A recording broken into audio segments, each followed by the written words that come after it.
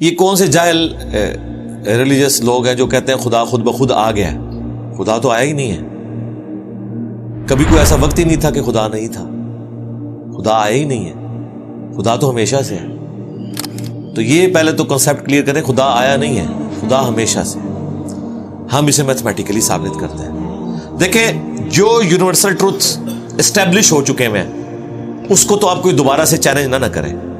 یعنی یہ universal truth ہے کہ 2+2=4. ٹھیک ہے, اب اسے کوئی 5 یا 3 بنانے کی کوشش کرے تو ظلم پر مبنی کام کر رہا ہے. آپ دوبارہ سے ویل بھی انوینٹ کر لیں تب بھی یہ میتھمیٹیکل ایکویشن تو اپنی جگہ رہے گی. بالکل اس طریقے سے یہ چیز اسٹیبلش ہو چکی ہے کہ کائنات پہلے نہیں تھی تو آئی ہے.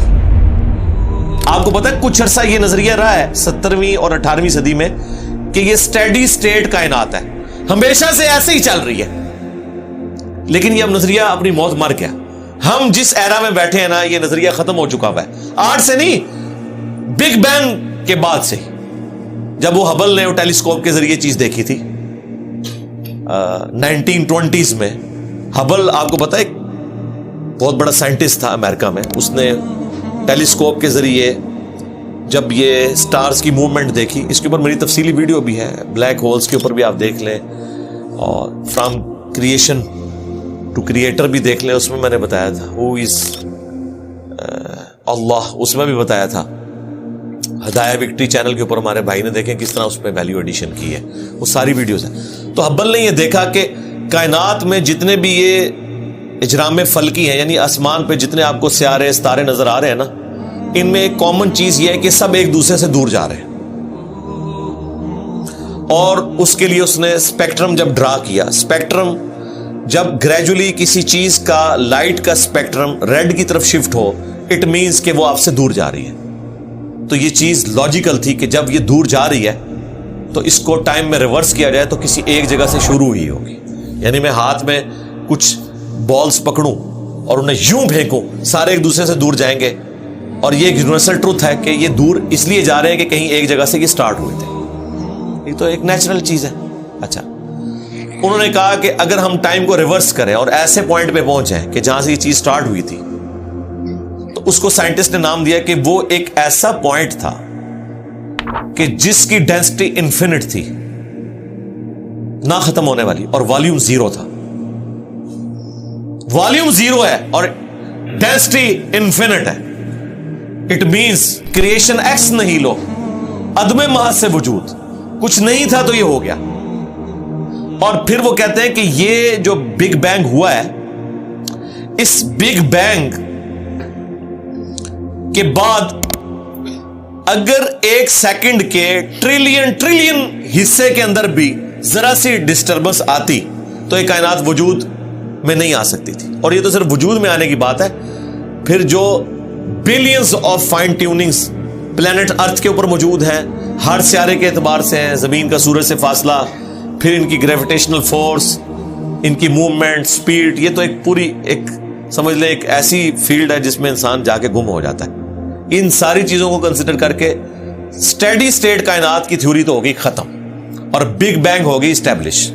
اب یہ تو ثابت ہو گیا کہ کریشن ایکس نہیں لو ہوئی ہے, یعنی انسان یا کائنات یہ پیدا ہوئے ہیں. پرابلم تب تھی آپ کے لیے جب آپ یہ مانتے کہ یہ بھی ہمیشہ سے ہیں, ہمیشہ سے انسان پیدا ہو رہے ہیں اور دوسرا اینڈ کوئی نہیں ہے. یہ تو مسئلہ حل کر دیا آپ کا سائنس نے. ان کا نہیں, کریشن تو ہوئی ہے. اب اس کا کریٹر ہے یا نہیں ہے, اس کے اوپر وہ آ کے بات کرتے ہیں. اب یہ جو فائن ٹیوننگز ہیں, ان کو سمجھنے کے لیے اتنے دماغ کی ضرورت ہے, اتنے برینز کی ضرورت ہے. ڈی این اے کی سٹرکچر کو سمجھنے کے لیے, اس ہارمونی کو سمجھنے کے لیے, بنانے کے لیے نہیں سرکار. اتنے برینز لگ جائیں. آج تک ہم ڈسکوریز ہی کر رہے ہیں.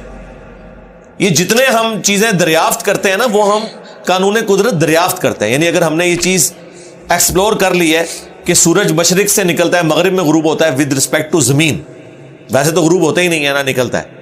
تو یہ ایک فزیکل فینومینا ہے جو ہم نے ڈسکور کیا ہے. اس فینومینا نے سورج کو پیدا نہیں کیا.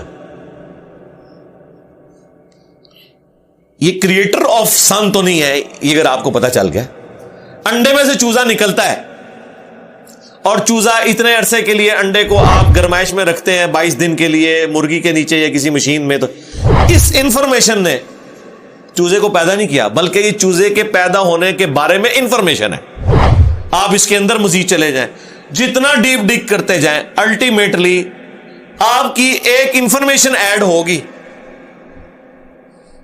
یہ نہیں ہوگا کہ آپ کو یہ پتا چل جائے کہ اس نے پیدا کیا.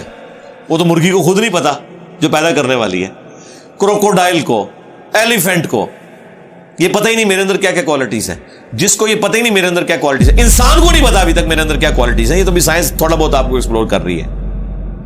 تو کریٹر تو ہم ان کوالٹیز کے ہے ہی نہیں ہے. اور پھر پیچھے ایک برین اس اعتبار سے ہے کہ وہ ایک آرگنائز طریقے سے, اور یہ بھی چیز ڈیفینیٹلی فیزیبلٹی کے تحت آپ سمجھیں میتھمیٹکس میں اسٹیبلش ہو چکی ہے کہ یہ پورے ایک آرگنائز طریقے سے جو چیز چل رہی ہوتی ہے اس کے پیچھے ایک برین ضرور ہوتا ہے. برین کے بغیر یہ کوئی ڈیزائن کر نہیں سکتا. فزکس کا second law of thermo dynamics جو ہے کہ انٹروپی یا تو کانسٹنٹ رہتی ہے یا انکریز کرتی ہے, یعنی ڈس آرڈر. خدا نخواستہ یہاں پہ دھماکہ ہو جائے تو ہر چیز بکھر جائے گی. اس کے بعد دنیا کا کوئی دھماکہ دوبارہ اس کو اس حالت میں ارینج نہیں کر سکتا.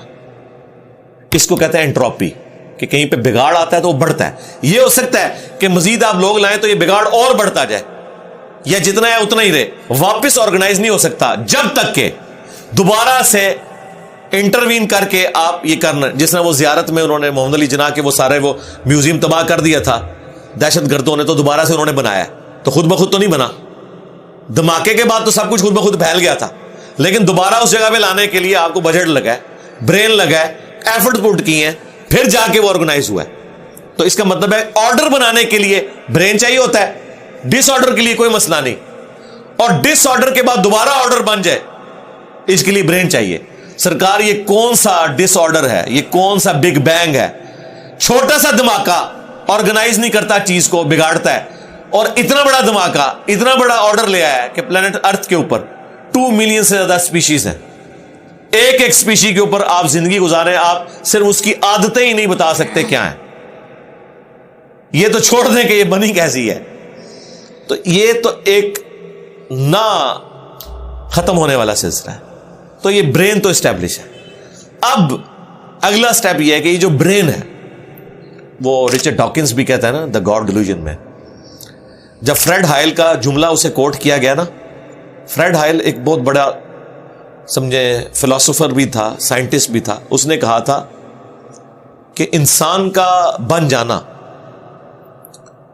خود بخود یہ اسی طرح کا فینومینا ہے, یہ اس سے بڑھ کر کمپلیکس فینومینا ہے کہ کوئی شخص یہ کلیم کرے کہ کوئی ہوائی جھکڑ ٹورنیڈو چلا اور اس نے کوڑے کباڑ کے ڈھیر سے مٹیریل اٹھایا اور ایک بوئنگ 747 تیار کر دیا.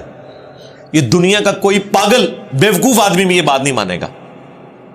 اس کو چھوڑ دے, ایک بال پوائنٹ بننے کو کوئی نہیں مانے گا. تو اس نے کہا اس سے کمپلیکس چیز انسان ہے, اس کو تم یہ مانے ہو کہ خود بخود مان گئی ہے بغیر کسی برین کے.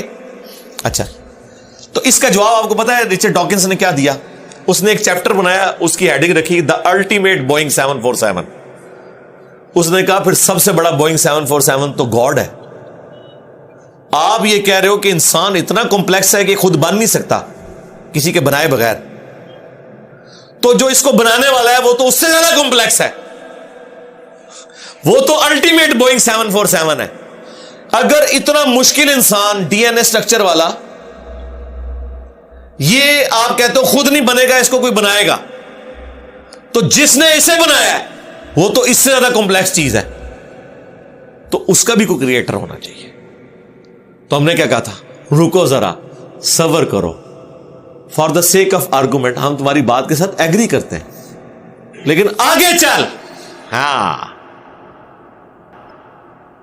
وہ جو کریٹر ہے جس نے ہمارے کریٹر کو بنایا ہوگا تو یقیناً وہ ہمارے کریٹر سے بھی زیادہ کمپلیکس کریٹر ہوگا, تو پھر اس کا بھی کوئی کریٹر ہونا چاہیے.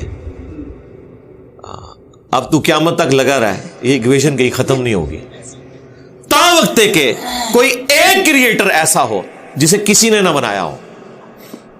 تو وہی تو ہے لم یلد ولم یولد. سورہ اخلاص میں ہی تو ڈیفینیشن ہے, لم یلد ولم یولد. سرکار یہ آپ کو میتھ سمجھا سکتی ہے یہ آپ کو فزکس سمجھا سکتی ہے. یہ کتنی بڑی ڈیفینیشن ہے. ہم نے بچپن میں ایسے ہی یاد کر لیا کہ نہ اس کا کوئی باپ ہے نہ کوئی بیٹا. نہ یہ تو ہم ایک اخلاقی سے ترجمہ کر رہے ہیں نا. تو ایکچوئل ترجمہ ہے کہ نہ وہ خود کسی سے نکلا ہے نہ اس سے کوئی نکلا ہے, وہ ہمیشہ سے ہے.